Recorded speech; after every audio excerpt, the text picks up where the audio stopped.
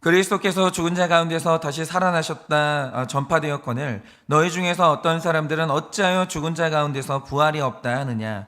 만일 죽은 자의 부활이 없으면 그리스도도 다시 살아나지 못하셨으리라. 그리스도께서 만일 다시 살아나지 못하셨으면 우리가 전파하는 것도 헛것이요 또 너희 믿음도 헛것이며 또 우리가 하나님의 거짓 증인으로 발견되리니 우리가 하나님이 그리스도를 다시 살리셨다고 증언하였습니다.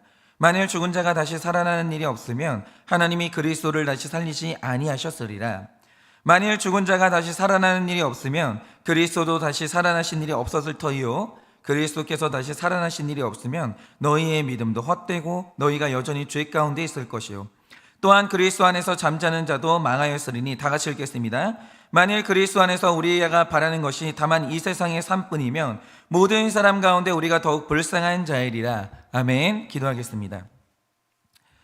하나님, 오늘 이 아침에 우리는 살아계신 예수님을 믿습니다. 예수님이 여전히 살아계시고 능력으로 역사하시고 우리 삶의 모든 것들을 섭리하시며 오늘도 우리를 구원으로 끌고 가시는 실패가 없으신 하나님임을 오늘 우리는 믿습니다. 그 살아계신 예수님을 믿고 오늘 하루도 힘있게 살아가고자 하니 주여 오늘도 그렇게 살아갈 수 있는 말씀의 근거를 허락하여 주시고 오늘도 이 말씀으로 부활이 설득되어서 우리 모두가 다 오늘 하루의 삶이 헛되지 아니하고 참될 수 있도록 은혜를 허락하여 주시옵소서. 믿사오며 살아계신 예수님 이름 받들어 기도드립니다. 아멘. 제가 오늘 이 아침에 이 부활이라는 주제로 이제 말씀을 드리면서 지금 우리가 이제 몇 번에 걸쳐서 부활에 대해서 이제 좀 이야기를 나누려고 합니다. 그러니까 어제는 우리가 이제 부활에 대해서 나누면서 부활이 없으면 뭐 죄를 지어도 아무 상관이 없어요. 부활이 없다, 몸의 부활이 없다면 우리가 몸으로 짓는 죄에 대해서는 아무 책임도 물을 수가 없습니다. 증거가 없는데 뭘 책임을 묻겠어요. 그런데 우리가 이 몸으로 부활하고 몸이 영원토록 남는다라고 한다면 몸에 남은 이 기록의 근거가 우리 칭찬의 근거가 되기도 하고 우리 심판의 근거가 되기도 한다라고 그렇게 말씀을 드렸습니다. 오늘은 이제 택자들에게 이 부활이 왜 중요한 것인지 이제 또 다른 의미를 좀 보려고 하는데요. 한번 들어보세요. 1991년 2월 27일에 실제로 있었던 일입니다. 그 루스 딜로우라는 여성이 이 미국과 이라크의 전쟁이 한창일 때 미국 국방부에서 편지를 하나 받은 거예요. 근데 내용이 뭐냐면 그 아들이 일병이었는데 군대에 갔었고 이라크에 파병이 됐거든요. 그런데 임무를 수행하던 도중에 지뢰를 밟아서 폭사했다는 거예요. 그 소식을 이제 편지로 받았습니다. 그러니까 이 소식을 듣고 어머니가 너무 충격을 받아가지고 아무것도 먹지 못하고 울기만 했어요. 그럴 수밖에 없죠. 어떻게 아들이 죽었다는 소식을 듣고 정상적으로 살아갈 수가 있겠어요? 아무것도 못하는 거죠. 그 아들 하나만 보면서 나머지 인생을 걸었는데 어머니에게 자식이 죽었다는 것은요, 단순히 사람 하나를 상실한 게 아니라 내 소망 인생 자체가 무너져 내린 거예요. 하늘에 해달별이 다 떨어진 거죠. 그러니까 이제 사람들이 찾아와서 위로의 말을 하는데 그런 위로는 이렇게 성립이 안 되는 겁니다. 다른 거는 모르겠는데 죽음은요, 이 땅에서 위로로 대체할 만한 게 없는 거예요. 그래서 이제는 내 삶이 헛되다, 죽었으면 좋겠다 라는 생각으로 마음이 가득 차 있었는데 아들의 전사 통지서를 받은 지 9일 뒤입니다. 갑자기 집으로 국제전화 한 통이 온 거예요. 그때는 이제 이 어머니가 아들의 장례식 준비를 하고 있었기 때문에 어떤 전화가 와도 받고 싶지 않은 심정이었는데 전화가 계속해서 울리는 거예요. 포기하지 않고. 그러니까 마지못해서 전화를 받았죠. 근데 전화기를 받았는데 전화기 너머에서 죽은 아들 목소리가 들리는 거예요. 엄마, 나야. 아들이에요. 그 소리를 듣는데 분명히 아들 목소리에 맞고 그 사람이 나를 지금 엄마라고 부르고 있거든요. 그런데 혹시나 이게 잘못 걸린 전화면 그 실망의 고통이 너무 클 거 아니에요.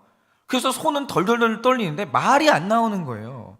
그러니까 이제 어떤 말을 못하고 그냥 이러고 있는데 그걸 보고 있던 지인이 대신 전화를 받은 거예요. 그리고 떨리는 마음으로 자초지종을 들은 거죠. 그래서 이제 알고 보니까 지뢰를 밟았던 사람은 그 아들이 아니라 다른 사람이었던 거예요. 뭐 그래도 슬픈 일이지만 이 어머니 입장에서는 그게 너무 다행스러운 일이죠. 다른 사람이었던 거예요. 그런데 이제 폭발물을 밟아서 이제 폭사를 하니까 신원을 알지 못해가지고 차고 끝에 다른 사람이 죽은 걸로 이제 처리가 됐는데 그게 이 아들이 착오가 된 거예요. 여러분 보세요.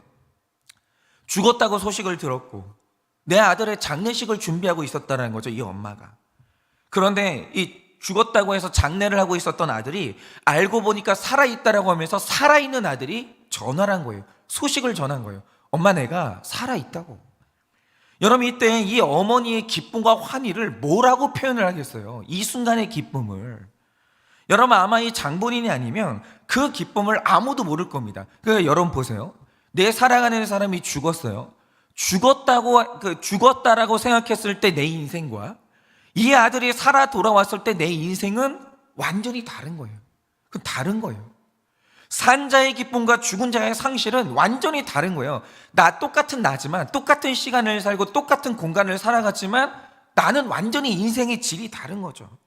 여러분, 이 어머니가 얼마나 좋았겠어요. 그런데 예수님이 부활하시던 날 아침에 이 부활을 가장 목격했던 사람들은 바로 이걸 경험했다는 거죠. 여러분, 이 부활의 날 아침에 이 부활을 처음으로 목격했던 사람들은 놀랍게도 남자 제자들이 아니라 무명의 여성 3명이었습니다. 그 시대에 이 여인들을 아는 사람은 아무도 없었어요. 우리는 알고 있지만. 여러분, 마태복음 28장을 보면요, 오늘 말씀하고 병행해서 볼 텐데 이 여인들의 이 이름이 기록되어 있는데, 일단 막달라 마리아가 갔고, 요새 어머니 마리아, 그리고 세베대 어머니 살로메가 부활의 날에 무덤을 향해서 갔어요. 그런데 이들이 갔던 시간이 언제냐면 유대인의 안식일은 토요일이에요. 지금도 유대인들은 토요일을 안식일로 지킵니다. 그 당시에 이제 토요일이었었는데, 토요일은 일을 할 수 없으니까 예수님이 금요일 날 돌아가셨고 금요일 날 장사를 지냈어요. 무덤 안으로 넣었어요. 그리고 토요일은 아무 일도 하면 안 되니까 쉬었습니다. 그걸 기다렸다가 안식 후의 첫날, 오늘날로 하면 주일에 그녀들이 무덤을 향해 출발을 한 거예요. 그런데 이들이 출발했다는 새벽은요, 1m 앞이 절대로 보이지 않는 가장 어두운 시간인데, 이렇게 이른 새벽에 그녀들이 무덤을 향해 출발한 거죠. 그런데 이 여성들이 무덤을 향해 갔던 이유가 뭐냐 하면, 너무 급하게 예수님의 시신을 무덤에 넣느라고 시신에 염을 못한 거예요. 그러니까 원래 이 당시에 이제 유대인들의 무덤은 땅 속에 이제 은폐된 게 아니라 땅 위에 굴 속에 있었어요. 그래서 몸에 향품을 바르지 않으면 시신에서 썩는 냄새가 났는데 그게 굉장히 수치스럽다고 봤던 거예요. 그래서 염을 하는 것이 굉장히 중요했는데 그걸 못한 거예요. 그래서 이 여인들이 뒤늦게라도 예수님의 시신에 향품을 바르기 위해서 출발을 한 겁니다. 그런데 이 부분이 중요하죠. 이들이 시신에 바르는 향품을 가지고 갔다고요. 예수님을 만나는 꽃을 들고 간 게 아니라 향품을 들고 갔어요. 그러니까 이 말 뜻이 뭐냐면, 이 여성들이 무덤을 향해 출발할 때 예수님이 살아나셨다, 부활했다, 이것에 대한 믿음이 1%도 없었다는 거예요. 아예 없었다는 거예요. 그러니 예수님은 죽었으니 당연히 지금도 시신으로 있을 것이고, 그래서 그 시신에 썩는 냄새를 처리하기 위해서 향품을 들고 출발한 거예요. 그러면 이 여성들의 마음이 어땠겠냐라는 거죠. 여러분, 이 예수님이요, 왜 이 여성들이 예수님을 잊지 못했었냐면, 여성들의 입장에서는, 그리고 이 중에는 창녀도 있어요, 과부도 있어요. 그런데 여성들의 입장에서는요, 내가 살아가는 날 동안 나를 인간 대접해준 남자는 예수님밖에 없었어요. 나를 사랑해주고 나를 안아주신 분은 예수님밖에 없었고, 나를 용서하고 나를 살려주신 분은 예수님밖에 없었어요. 내가 예수님 만나서 살아났거든요. 그러니까 예수님을요, 인간적으로도 잊을 수가 없는 거예요. 그런데 그 예수님이 죽은 거예요. 너무나 끔찍하게 살해를 당한 거죠. 사법살인을 당한 거예요. 얼마나 슬프겠어요. 그러니까 이 여인들의 큰 슬픔을 가지고 출발했다는 거죠. 그런데 이런 상태에서 이 세 여인이 무덤을 향해 출발했는데, 도착할 때쯤에 조금씩 사물이 보이는 날이 밝아오고 있었습니다. 그런데 이 마태복음 28장의 기록에 의하면 이 3명의 여자들이 무덤에 도착해서 어마어마한 광경을 본 거예요. 그 광경이 뭐냐? 여러분, 마태복음 28장의 기록에 의하면 몇 가지 광경들을 소개하고 있는데, 일단 여러분들이 잘 알듯이 유대인들의 무덤은 지상에 노출된 굴의 시신을 안치합니다. 그런데 이렇게 되면 시신이 훼손된다든지 독을 당할 위험이 있기 때문에 짐승은 절대로 옮길 수 없는, 남자 어른 몇 명이 붙어야 옮길 수 있는 큰 돌로 입구를 막아버려요. 완전히 막아버리는 거죠. 그러니 여성들이 무덤을 출발할 때 가장 걱정했던 게 뭐냐, 예수님의 몸에 향품을 발라야 되긴 발라야 되겠는데 여성들 셋이서 그 돌을 굴릴 수가 없는 거예요. 그러면 누가 이 돌을 굴려줄까? 이걸 굉장히 걱정을 했습니다. 그런데 가보니까 세상에 무덤 입구가 열려 있는 거예요. 활짝 열려 있는 거예요. 누가 돌을 굴려버린 거예요. 그리고 무덤 앞을 그 당시에 군인들이 지키고 있었는데 그 군인들이 마치 죽은 사람처럼 엎드러져 있었다라고 말하고 있습니다. 굉장히 기이한 광경이죠. 어떻게 이런 일이 일어날 수 있는가? 그런데 더군다나 거기를 보니까 입구를 막았던 큰 바위 위에 천사처럼 보이는 존재가 앉아서 이 여인들을 기다리고 있었는데, 마가복음을 보면 이들이 흰 옷을 입은 청년의 모습이었고 무덤 바깥에뿐만이 아니라 무덤 안에도 천사가 앉아 있었다라고 합니다. 그러니까 예수님의 시신이 누워있던 곳에 예수님은 없고 이 천사가 거기에 앉아서 이 여인들을 기다리고 있는 거예요. 바로 이게 부활의 날 아침에 여인들이 무덤에서 봤던 전혀 다른 광경이었어요. 그녀들은 돌무덤이 막혀있고 그 안에 예수님의 시신이 썩고 있고 굉장히 절망스러운 광경을 상정하고 갔거든요. 그런데 막상 가서 보니까 그런 광경이 아닌 거예요. 전혀 아닌 거예요. 그런데 천사들이 이 여성들을 기다리면서 이 무덤의 문을 열어놨던 이유가 뭐냐면, 예수님이 나오시라고 문을 연 게 아니라 이 세 명의 여인들이 와서 비어있는 무덤을 마음껏 보라고 열어놓은 거예요. 그래서 여인들이 이제 도착을 하니까 천사가 무덤 안으로 이 여인들을 초청했습니다. 들어와 봐라. 예수님이 누워있던 곳을 봐라. 이 광경을 좀 봐라. 전부 다 눈으로 볼 수 있도록 안내를 한 거예요. 그런데 비어있는 무덤을 보여주면서 이 천사들이 했던 역사적인 말이 뭡니까?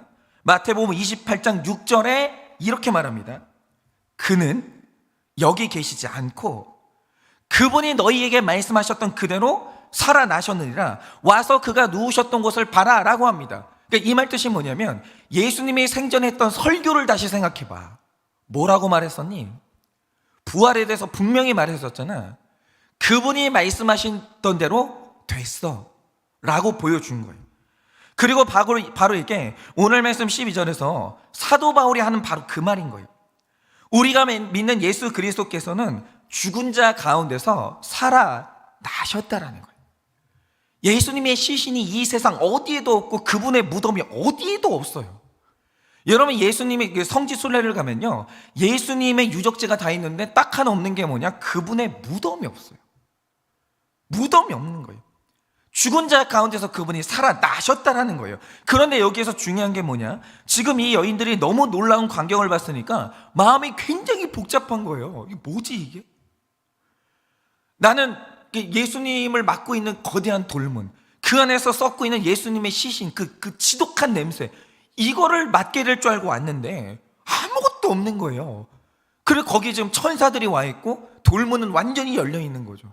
이게 뭐지? 그런데 놀라운 것은 뭐냐면 두려웠습니다.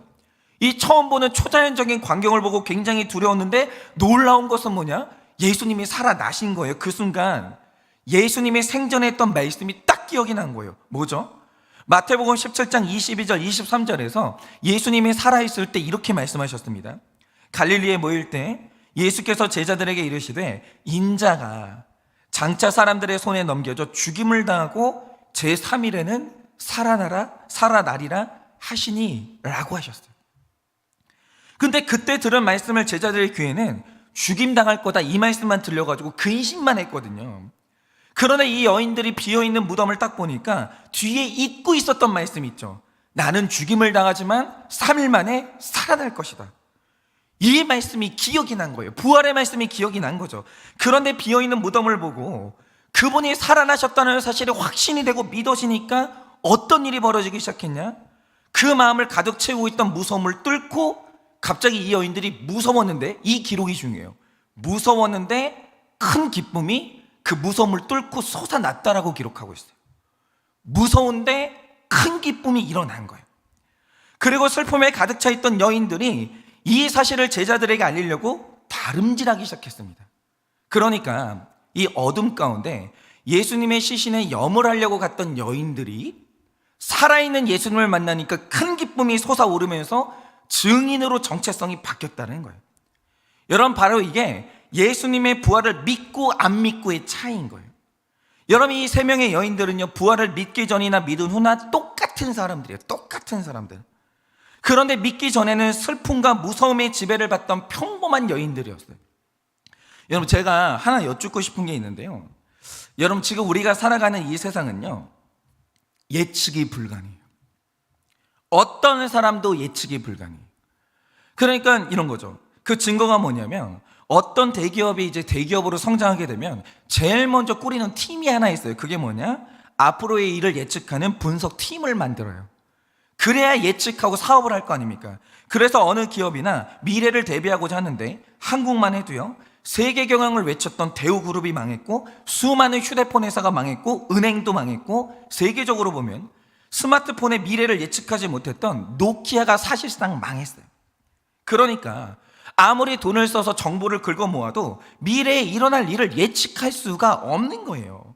예를 들어서 21세기를 살아가는 지금 우리 중에 전 세계적으로 코로나가 터져서 세상이 멈출 거라고 예상했다는 사람은 아무도 없었어요. 그 증거가 뭐냐?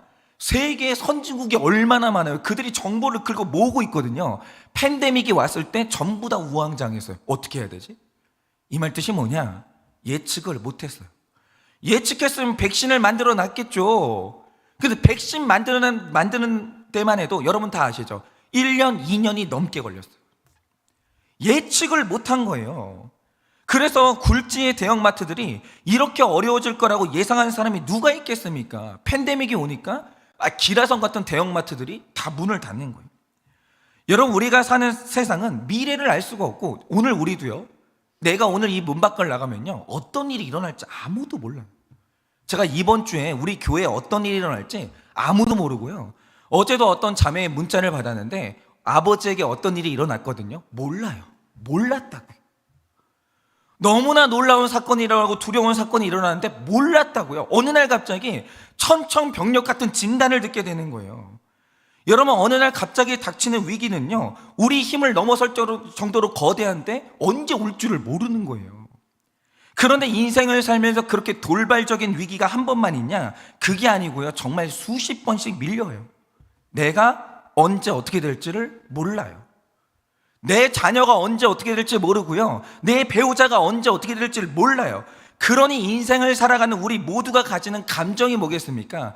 그 세 여인이 처음에 그 새벽에 무덤을 향해 출발했던 그 감정하고 똑같은 거예요. 슬프고 무서운 거예요. 성경은요, 이 여인들이 무서워했다라고 기록합니다. 인생을 살아가는 우리는요, 슬퍼요. 그리고 사실은 무서워요. 이게 우리 마음 가운데 팽배하다는 거죠. 평범한 사람은요, 죽는 그날까지 이 두 가지 감정에서 벗어날 수가 없습니다. 깜짝깜짝 놀라고 슬프고 무섭다고요. 그리고 이 세 명의 여인들도 분명히 그랬어요. 여러분, 부활의 능력이 실제로 있다는 걸 보기 전까지는 이 여인들은 슬픔의 지배를 받고 있었고 인생을 사는 게 무서웠어요. 여러분, 예수님이 못 박혀서 죽는 걸 봤는데 그때 얼마나 무서웠겠어요. 그럼 내가 앞으로 그리스도인으로 살아가는 건 또 얼마나 무섭겠어요. 얼마나. 무덤으로 갈 때 군인들이 지키고 있는데 거길 가면 내가 또 얼마나 험한 일을 당할까, 얼마나 무섭겠어요. 인생은 무서운 일 투성이라는 거죠. 그런데 예수님의 부활을 목격하던 그날, 돌문도 예수님을 막을 수가 없었고, 예수님의 무덤을 지키던 병사들도 죽은 것처럼 엎드러졌고, 그런데 예수님이 살아나셨고, 이걸 아무도 못 막았어요. 아무도. 그런데 이 능력의 부활을 목격하던 그날에 이 세상에 죽음을 이기는 또 다른 힘이 있다는 걸 이 여인들이 처음 봤어요. 예수님은 무기력한 분이 아니라 죽음을 이기는 힘이 있다는 걸 세상에 증거하기 위해서 완전히 죽어지고 거기서 일어나신 거예요. 그 힘이 있다는 거죠. 우리가 믿는 예수님에게는 그 힘이 있다는 거죠. 그걸 본 거예요. 죽음이 택자를 삼키지 못한다는 걸 본 거예요. 그러자 일어난 일이 뭡니까? 슬픔과 무서움이 있었지만 그 마음에 기쁨이 그걸 뚫어버린 거예요. 그걸 깨버린 거예요. 큰 기쁨이. 이 기쁨이 여인들을 그리고 증인으로 변화시켰어요. 이전처럼은 살 수가 없는 거예요. 능력 있게 살아가기 시작한 거죠. 저는 이 큰 기쁨이 굉장히 중요하다고 생각을 하는데요, 제가 얼마 전에 이 기쁨의 힘을 봤거든요. 여러분, 인생을 살아가는데 내 마음을 받쳐주는 큰 기쁨이 있냐 없냐는 완전히 달라요. 그게 뭐냐, 여러분 요즘에 이 코로나 제한 조치가 풀리니까 여기저기서 이제 축제들이 시작되고 있거든요. 그러니까 얼마 전에 저희 동네에도 가을 음악회가 열렸어요. 근데 제가 거기를 잠깐 갔다가 뭘 봤는지 아십니까? 제가 알기로 그 기분은 잘 모르지만 우리 중년 여성분들에게는 갱년기라는 시기가 있대요. 그런데 그 시기에는 몸의 변화가 있기 때문에 굉장히 우울하고 몸이 생물학적으로 정말 힘들다고 알고 있거든요. 그래서 사실 이 중년 여성들 중에서는요, 큰 기쁨을 누리고 생기 있는 분들이 많지 않아요. 몸이 힘들기 때문에. 그런데 이제 가을 음악회에서 제가 굉장히 신기한 광경을 본 거예요. 그게 뭐냐, 제 아내가 너무 궁금하다고 그래가지고 잠깐 축제 장소를 갔거든요. 그런데 거기에 굉장히 많은 그 중년 여성의 무리들이 단체로 있잖아요, 천사의 옷처럼 흰 옷을 입고 막 휘젓고 다니는 거예요. 특이한 건 뭐냐면 그 중년 여성분들이 똑같은 옷을 입었는데 똑같이 머리에 반짝반짝거리는 사슴뿔 이제 머리띠를 하고 있는 거예요. 근데 이게 10대 소녀들이 아니고요, 우리 중년 여성분들이었습니다. 그리고 이제 단체로 입은 그 옷에 등짝을 딱 보니까 어떤 글이 새겨져 있는데 그 글의 내용이 뭐였냐, 장사슴이라고 써져 있는 거예요. 장사슴.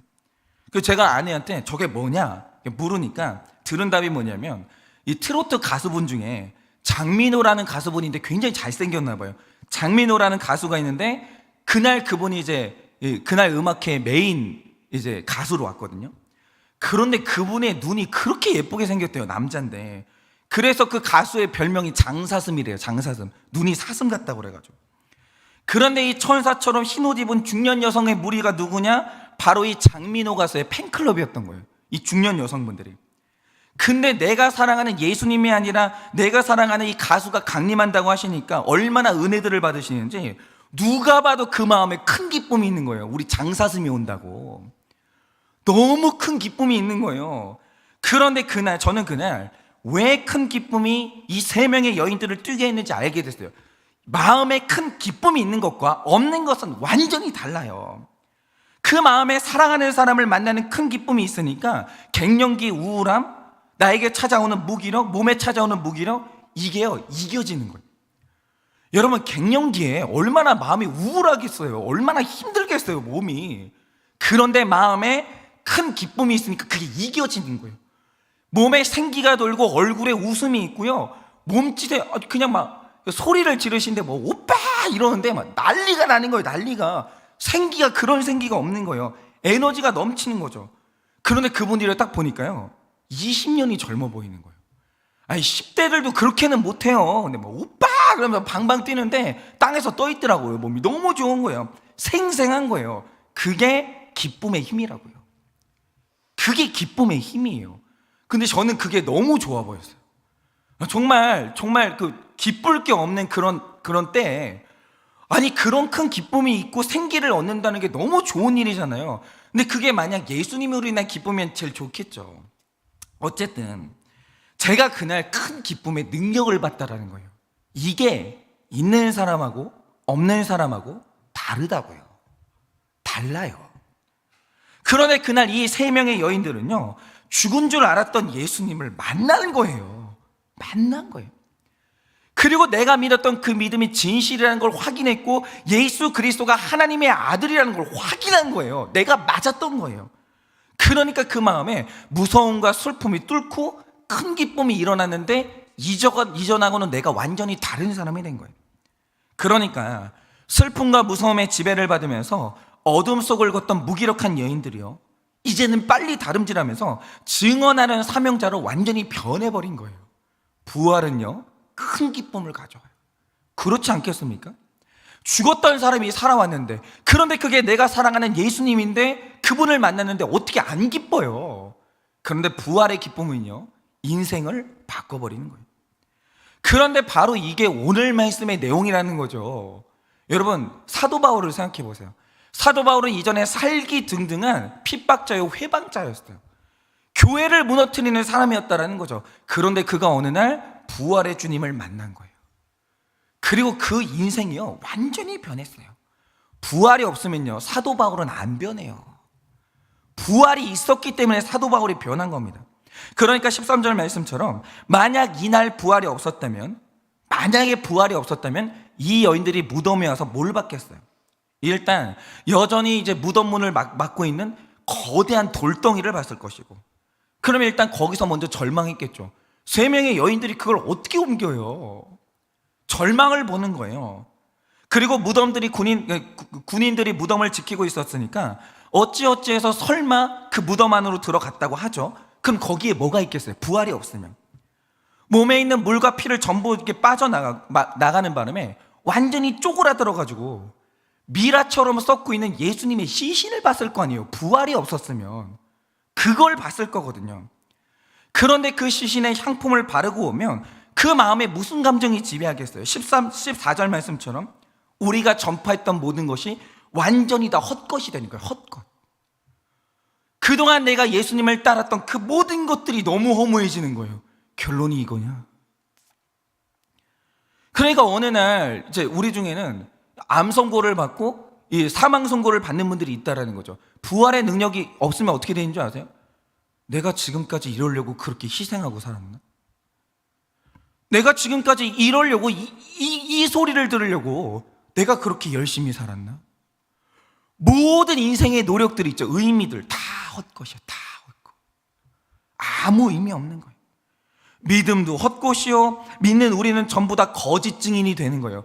부활이 없었잖아요. 그날 여인들은요 자살했을지도 몰라요. 너무 허무해가지고. 여러분, 만약 예수님이 부활하지 못했으면요 일단 제가 제일 먼저 한일교회 문을 닫을 거예요. 뭐하러 목회해요? 부활이 없는데. 예수님이 죽어서 시신으로 썩었는데, 그리고 여인들이 향품을 발랐는데 목회를 어떻게 해요? 한일교회 문을 닫아야 되고요, 제가 먼저 목회자라는 직분을 버려야 되고요, 예수님한테 능력이 있다는 설교를 어떻게 해요? 오늘도 그분이 살아서 역사하신다는 설교를 어떻게 해요? 설교 자체를 못해요. 그러니까 구약은 어떻게 있을지 모르겠는데 지금도 유대인들은 예수님을 부인하니까 신약 성경 자체가 폐기되는 거예요. 그리고 제가 절제하고 살았던 모든 것들을 내려놓고 저는 이 세상을 최대한 즐기다가 쾌락주의자로 죽을랍니다. 왜냐? 예수님이 부활하지 않았으면 지금 제가 하고 있는 모든 어떤 절제, 노력, 희생, 사역 다 헛것이거든요. 전부 다 허무해지는 거예요. 그런데 제가 이 아침에 설교하고 있을 때 저는 100%의 확신을 가지고 이 땅의 것을 내려놓는 것이 아깝지 않고 이타적으로 사는 것이 기쁜 이유가 뭐냐? 나를 위해 다시 살아나서 지금도 힘있게 역사하시는 예수 그리스도를 내가 믿기 때문에. 그분은 살아있어요. 그분이 살아있다고요. 살아나셨습니다. 그리고 내가 장차 그렇게 될 것을 믿기 때문이에요. 그래서 예수님의 사역은 헛되지 않았어요.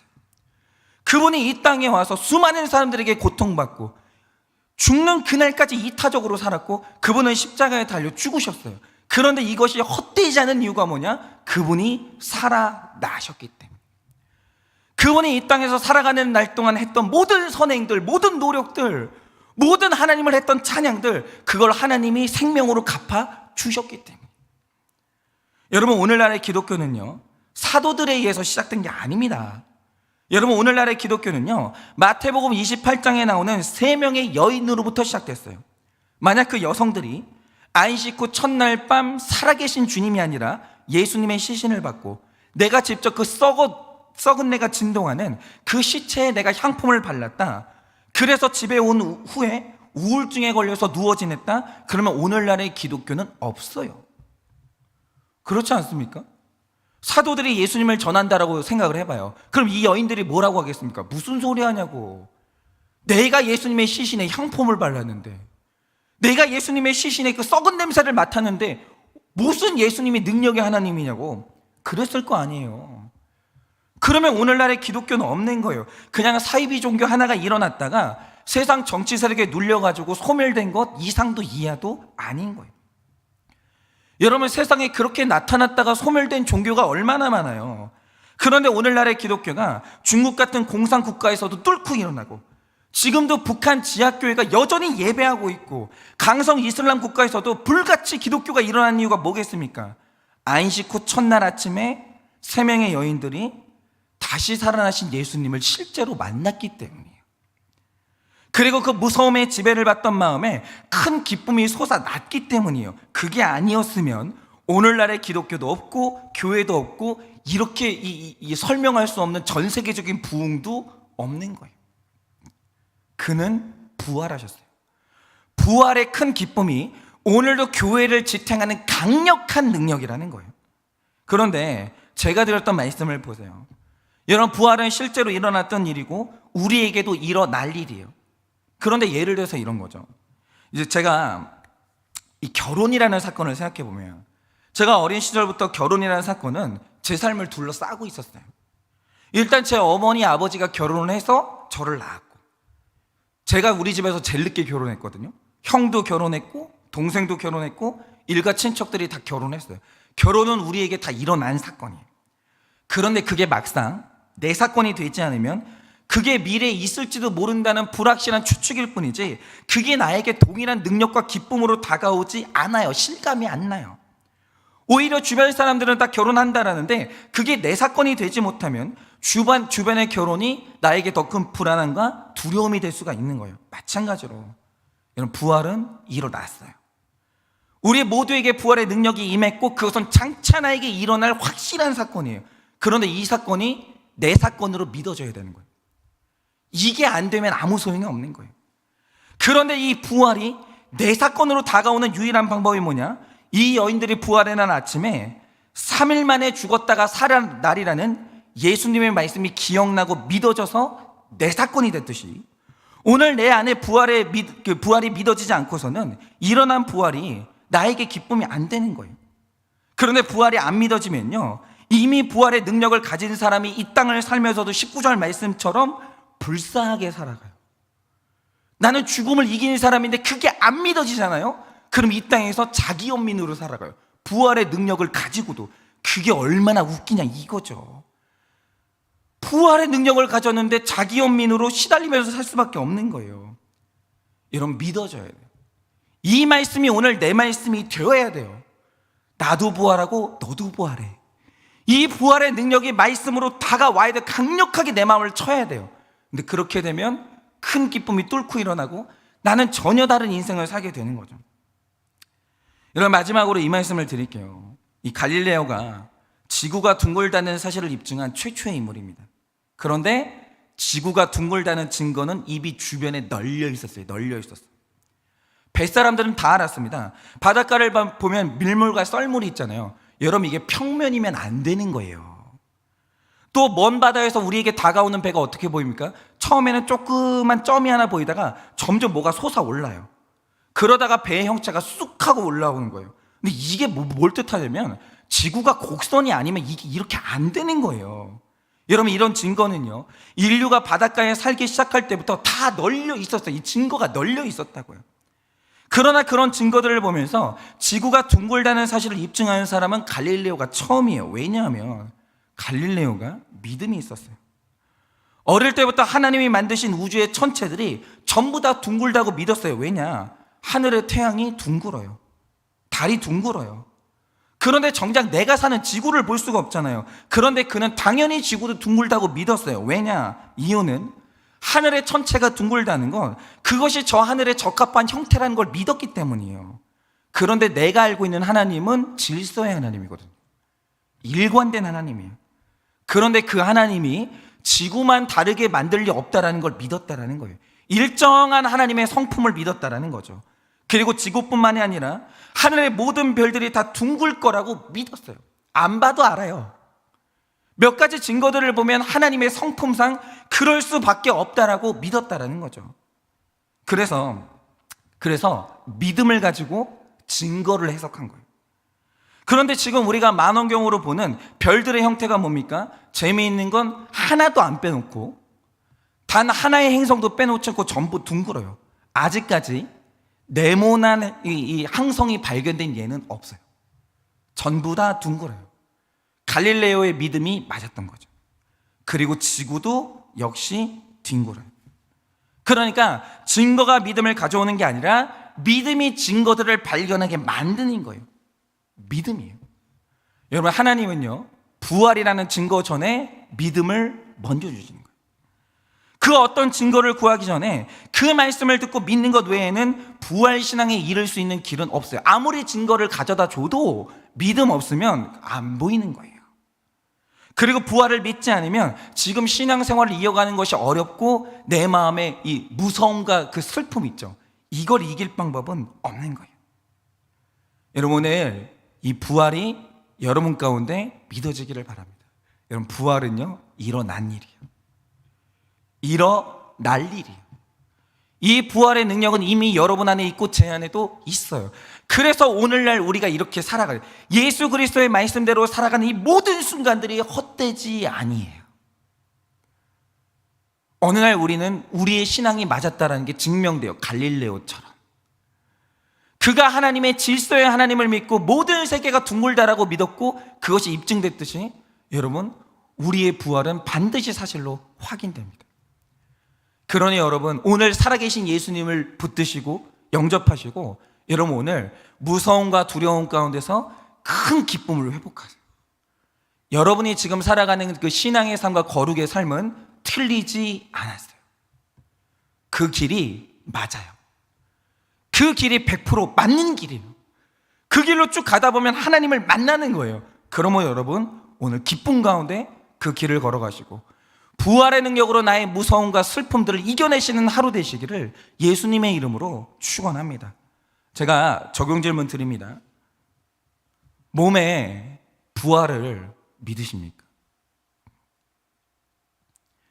그냥 목장에서 나누실 때 이건 그냥 정확하게 그냥 우리는 정죄하지 않아요. 그냥 나누시면 돼요. 여러분은 몸의 부활을 믿으십니까? 나에게 예수님은 무덤 안에 누운 시체입니까? 부활해서 살아나신 하나님입니까? 제가 급하게 바꾸느라 새벽에 문구를 완전히 바꾸지 못했어요. 제가 지금 드리는 말씀대로 나누세요. 나에게 예수님은 무덤 안에 누운 시체입니까? 아니면 부활해서 살아나신 하나님입니까? 여러분에게 예수님은 어떤 존재입니까?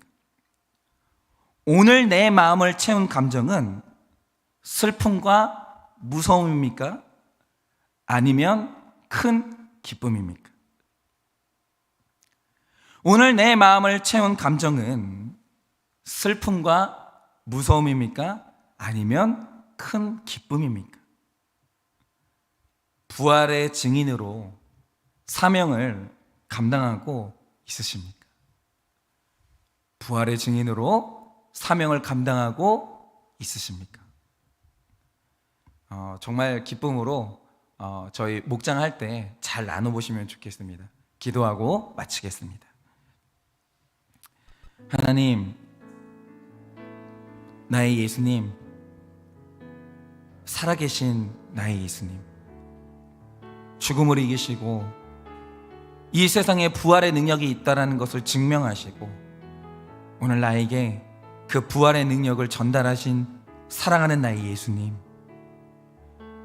내가 그 예수님을 믿고 그 예수님을 체험하고 날마다 만나기 때문에 오늘 내 마음을 이 슬픔과 무서움이 짓누를 수 없고 여전히 하나님께서 내 마음 가운데 큰 기쁨을 허락하여 주사 오늘도 이렇게 살게 하시니 너무나도 감사합니다. 하나님, 내가 믿음으로 이 부활의 증거들을 발견하기를 원합니다. 믿음으로 이 부활의 능력이 내 능력이 되기를 원하고 부활의 예수님을 만나기를 원합니다. 그러니 주님, 오늘도 이 부활에 대한 믿음이 우리 성도님들 가운데 실제가 되어서 예수님은 무덤에 누운 시체가 아니라 살아서 역사하시는 하나님이 되게 하여 주시고 그것이 나에게 주는 큰 기쁨으로 말미암아 오늘도 이 두려운 세상을 이기고 살아갈 수 있도록 주님이 은혜를 허락하여 주시옵소서. 지금은 우리 주 예수 그리스도의 은혜와 하나님 아버지의 그 크신 사랑과 성령님의 위로하시고 교통하여 주시는 그 역사하심이 오늘도 믿음으로 말미암아 부활의 능력과 부활의 예수 그리스도를 만나 나의 큰 기쁨으로 두려움을 이기기를 원하는 우리 모든 성도님들의 머리 위에 지금으로부터 영원 무궁토록 함께 있을지어다. 아멘.